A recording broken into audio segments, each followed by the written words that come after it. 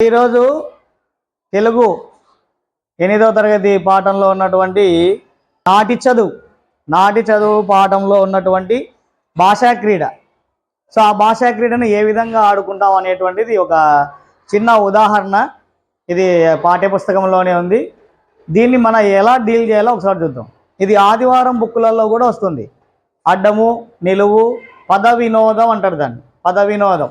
So ఇక్కడ మనకి ఈ బుక్లో చిన్న, మనం 8th క్లాసే కాబట్టి మీరు ఆ 8th క్లాస్కి సంబంధించి చిన్న ఒక 5 ఇచ్చాడు.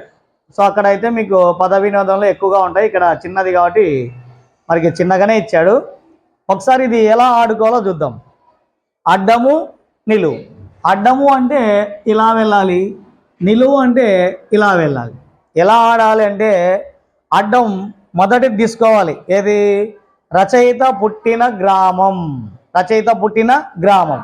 ఎన్ని అక్షరాలు రావాలి అనేది ఎలా కనుక్కోవాలి అంటే ఇక్కడ బ్రాకెట్ను తెలుగులో ఏమంటారు? కుండలీకరణం అంటారు.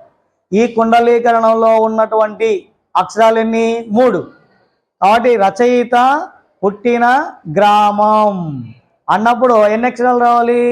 3 అక్షరాలే రావాలి.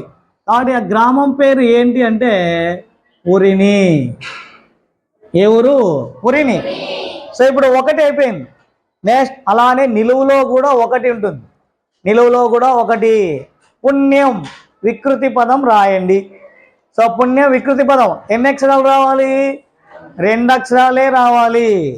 సో పుణ్యానికి 2 అక్షరాలు. ఏ అక్షరంతో మొదలు పెట్టాలి అంటే ఇక్కడ అడ్డం పురిని అని రాసినాం కదా, ఇప్పుడు నిలువు పూతోనే రావాలి.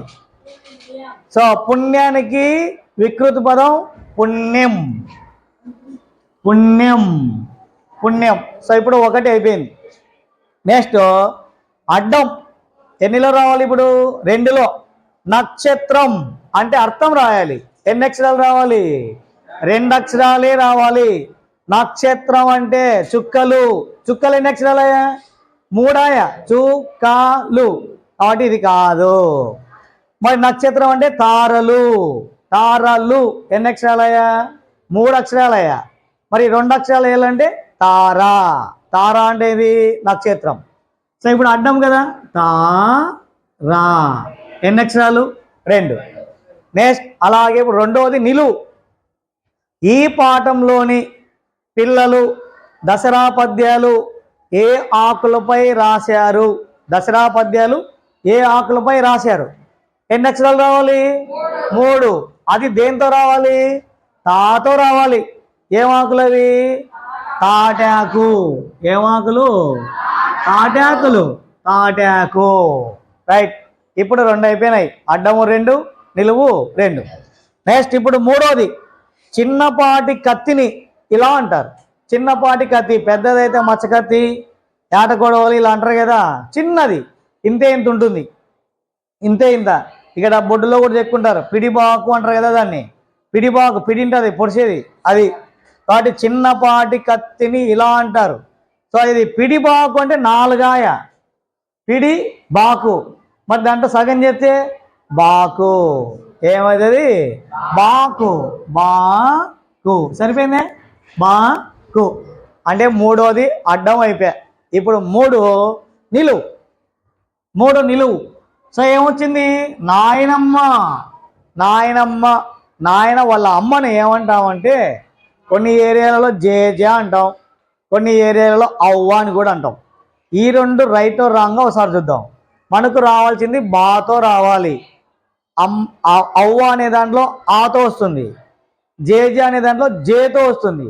కానీ మనకు రావాల్సింది ఏంది? బాతో. మరి జేజ కాదు, అవ్వ కాదు. మరి ముసలోళ్ళు ఏమంటారు? బామ్మ. ఏమ్మ? బామ్మ. ఇప్పుడు ఎన్నైనాయి? 3 అయిపోయినాయి.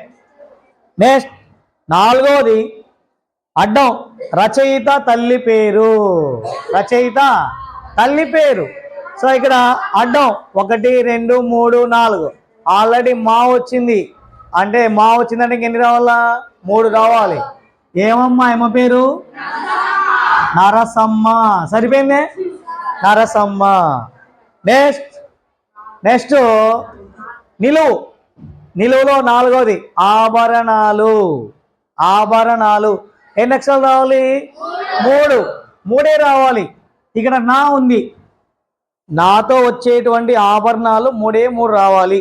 స్టార్టింగ్ నాతో రావాలి. నాతో ఏమొస్తుంది? నగలు. ఆభరణాలు అంటే మనం బంగారం అనొచ్చు, కానీ బంగారం అంటే ఇక్కడ బాతో రాదు కదా, నాతోనే రావాల, కాబట్టి నగలు. నెక్స్ట్ ఇప్పుడు అడ్డం నిలువు ఎన్ని అయిపోయినాయి? 4 అయిపోయినాయి. నెక్స్ట్ ఐదోది, ఎన్నోది? ఐదోది. తండ్రి తండ్రిని ఏమంటారు? తండ్రి తండ్రిని ఏమంటారు? మామూలుగా మనం తండ్రి వాళ్ళ తండ్రిని ఏమంటాము అంటే అబ్బా అంటాం, కొన్ని ఏరియాలో తాత అంటారు. అబ్బా తాత. మరి ఈ రెండిట్లో ఏది రైట్ అవుతుందో రాంగ్ అవుతుందో చూద్దాం. మరి అవి ఓకే రాద్దాము. తాత అని రాసినాం అనుకో, తాత తాత అని రాసినాం. ఇది రైట్ రాంగ్ అవుతుందో ఒకసారి చూద్దాం. మరి నెక్స్ట్ 100 పద్యాలు కల రచన. ఎన్ని పద్యాలు? 100 పద్యాలు. ఎన్ని పద్యాలు? 100 పద్యాలు గల రచనను ఏమంటారు? ఎన్ని అక్షరాలతో రావాలి? 3 అక్షరాలతోనే. సో 3 శతకం. శతకం. శతకం అంటే ఎన్ని? 100. శతకం అంటే 100. శతకం. సో శతకం. మనం ఐదోది మాట్లాడుకున్నట్టుగా తండ్రి తండ్రిని ఏమంటారు అంటే తాత అంటారు. కొన్ని ఏళ్ళు తాత కూడా అంటారు కదా. ఒకవేళ అబ్బా అని రాసినావు అనుకో, దీనికి ఆన్సర్ తప్పయ్యేది. దీనికి ఆన్సర్ తప్పయ్యేది. తాత అని రాసినాం కాబట్టి రైట్ ఆన్సర్. ఇది ఈ విధంగా మనం ఇంటి దగ్గర కూడా మనం ఈజీగా ఈ భాషా క్రీడ అనేటువంటిది మనం ఆడుకోవచ్చు. ఇలా ఒక ఇద్దరు కూర్చొని నిలువు ఒకరు అడ్డం ఒకరు, ఈ విధంగా మనం వాటి యొక్క అర్థాలు కానీ, అంటే ఇక్కడ ఇచ్చిన విధంగానే అర్థాలు అయితే అర్థాలు, వ్యతిరేక పదాలు అయితే వ్యతిరేక పదాలు, ఆ విధంగా మనం ఒక క్రీడలాగా ఆడుకోవచ్చు. మీరు కూడా ఇంటి దగ్గర ఒకసారి ప్రయత్నం చేయండి.